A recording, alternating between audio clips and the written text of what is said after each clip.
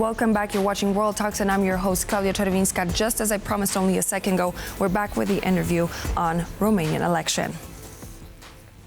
Romanians turned up to vote in the capital Bucharest on Sunday to replace outgoing centrist Klaus Iohannis, who is at the end of his second and last term.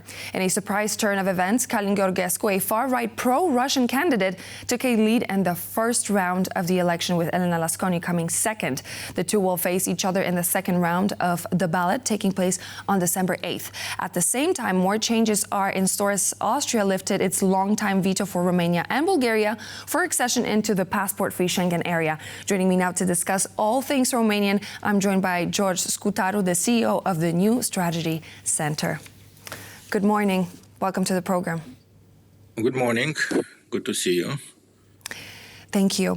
So we are looking at quite an unprecedented turn of events. We have Mr. Georgescu, who's a far-right pro-Russian candidate, and he reached over, according to the latest estimate that I can see here in my notes, 22.9%, with 99.93% of the votes centralized and already counted. What do we know about him, and how did he manage to score so high? Yeah, the first round of the presidential election in Romania brought two surprises. First place for the independent candidate Călin Georgescu, and also second place for the new leader of an opposition party, Elena Lasconi, the mayor of a small town in Romania.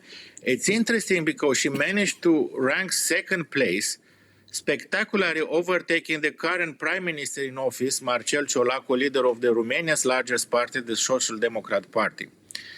And I think, because you mentioned this surprise, and indeed it's a surprise, also many Romanian analysts are speechless, because this Călin Georgescu practically appears in the latest part of the campaign, and she was promoted very aggressively only on social media. Practically, he is a candidate who was being created by social media mainly by TikTok, with a huge increase in his visibility during the last 2 weeks. And we don't know who financed his campaign and how much it's cost.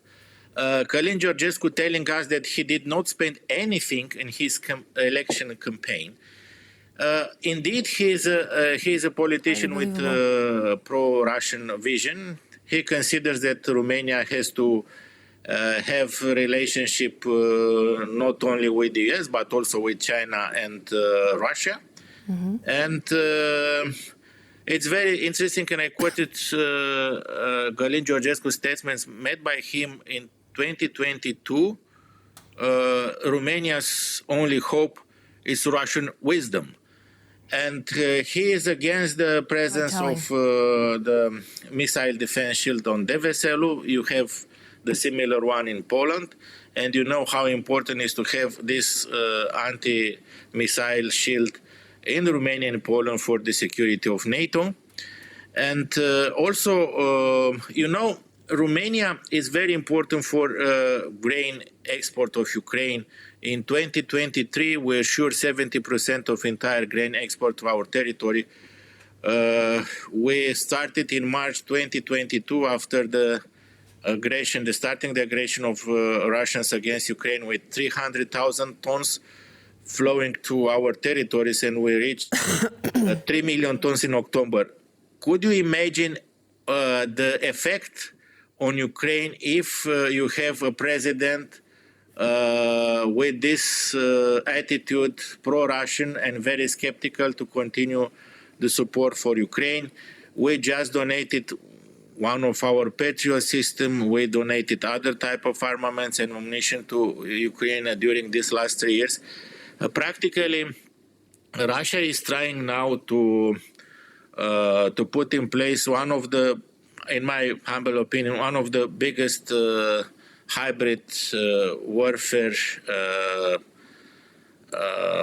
operations, because it's unbelievable how a candidate with 5-6% in all public opinion polls in the last days took the first place.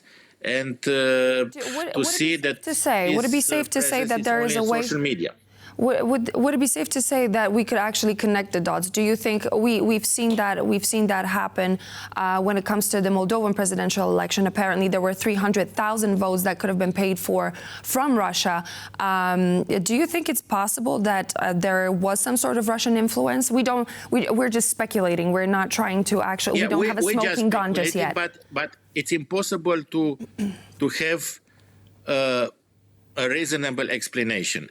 And please take into account, as I mentioned, the role of Romania. Romania is not Portugal. It's not so far from Ukraine, from the battlefield. Romania plays an important role in this whole establishment for help Ukraine. And I think that Russia has an important footprint in this result of election, because next week on December 1st, on our National Day, we'll have parliamentary elections, and all the sovereignist, anti-Western and anti-Ukrainian parties, because we have two parties, Alliance for United Romania and SOS Romania, two parties with a very strong anti-Western message, could have around 1/3 of the votes.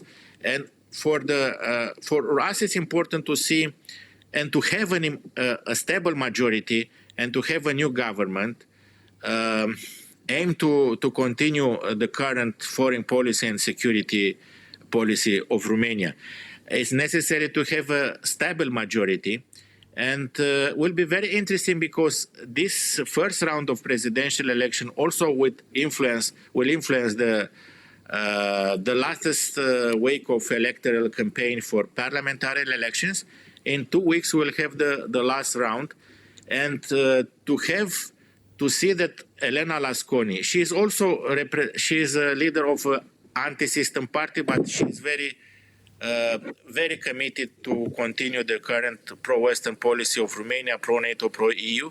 She is a democratic candidate, and it's necessary to see in Romania that all democratic wings from left to right will support Elena Lasconi to win and to achieve this victory, because now it's a victory not only against an independent candidate with a Russian vision, but in my humble opinion, it will be a victory against Russian attempts to destabilize and to enhance influences in one of the most important countries of the eastern flank of NATO.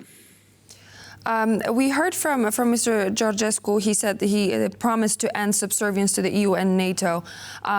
Do you think that if he were to win the second round of the election, he would actually have a decisive power in order to shift Romania closer to Russia from the EU and NATO sphere of influence? You know, we can speculate a lot, but depends a lot of government, of the decision of government and decision of parliament. And for this reason, it's necessary to have a majority, because up to now in Romania, we had two important political blocks, okay, left and right. And many times, and in latest 20 years, the right parties won against the left candidate. In this case, it's necessary to have a coalition, most probably left-right, like in Germany, black and red, to counter this sovereignist and anti-Western bloc. As I mentioned, most probably they will have between 30 and 40% in the elections. And I don't expect to see that this independent candidate will support, that Călin Georgescu will support one of the parties, because he wants to create his image as an independent, a real independent president. He has instruments according to the constitution, but it will be very difficult for him to assume big changes without parliament and without government. But we'll have most probably a similar situation. You remember what's happened in Bulgaria with a pro-Russian, many times a pro-Russian president, and with a fragile majority, with political instability. Finally, all this situation will be in favor of Russia. I hope that we'll have capacity to mobilize all Western Romanians representatives to the vote, and to stop this candidate, and to stop finally Russia to undermine the Western way of Romania. Unfortunately, our time is coming to an end, but I just wanted to ask about your short commentary when it comes to Austria taking its long-standing veto for Romania being in the Schengen area. Yes, finally it was a decision assumed by Austria.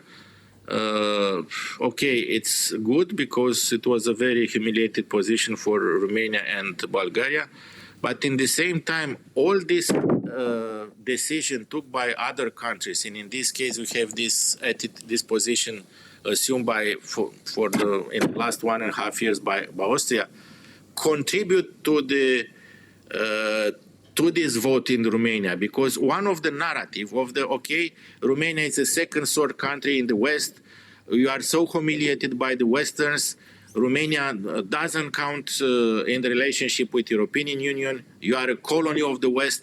And this attitude very difficult to explain to the regular Romanians why Romania is not part of Schengen. Unfortunately, our time is coming to an end, so we will have to finish here. But we will be definitely back as we get closer to the second round of the Romanian election. George Scutaru, the CEO of the New Strategy Center, thank you so much for joining me here on the program. Bye. Have a good day. You too. And so this would be all for now here on World Talks. But please do stay tuned, as Elena Lasconi will be back with the latest headlines.